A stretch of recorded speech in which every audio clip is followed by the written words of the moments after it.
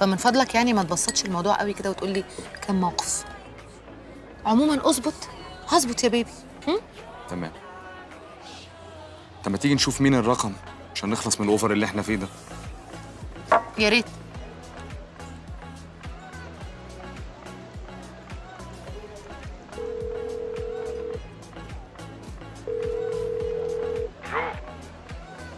الو. ازيك يا ريس؟ معاك حسين مجدي. كنت بكلمك يعني اتواصل معاك عشان عندنا اعلان جديد. ماشي، انا بس مسافر يومين كده، هرجع القاهره وهتواصل معاك على طول. ماشي يا استاذ، اتفقنا. مع السلامه. عادي.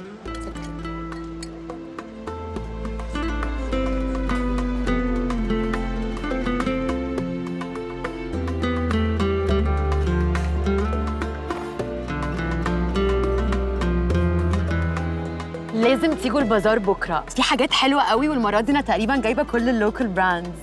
خلاص لو بكره انا تمام. انا بحب البازارات بتاعتك قوي، ما بفوتهاش، وكل مره بشتري حاجات قد كده. بجد ثانك يو. لا المره دي هتتبسطي قوي كمان.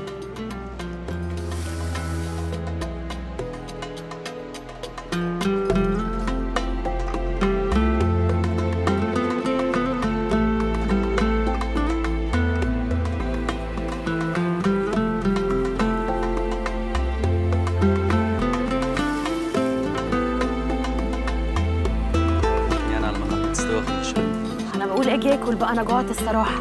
انا الريحه جننتني.